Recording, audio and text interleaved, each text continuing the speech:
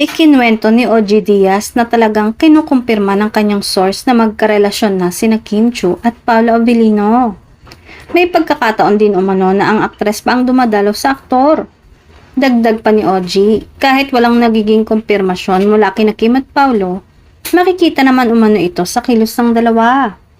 Samantala, mukhang hindi pa naman umano handa si Paolo na pag-isipan ng pagpapakasal.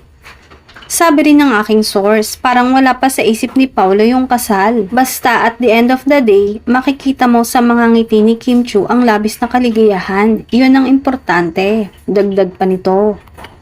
Samantala, araw-araw ng top trending topic ang tungkol sa first movie na pagsasamahan nila sa ilalim ng ABS-CBN Star Cinema, ang My Love Will Make You Disappear, na isang romantic comedy lalo na't sunod-sunod ang ganap nila ngayong kasalukuyan na nasa Los Angeles, California ang dalawa. Wild and fun daw ang mararamdaman natin dahil sa magic of love ng Kim Pao sa pelikulang ito. Ganito rin kaya ang mararamdaman pag uwi nila ng Pinas dahil may special announcement ang Kim Pao?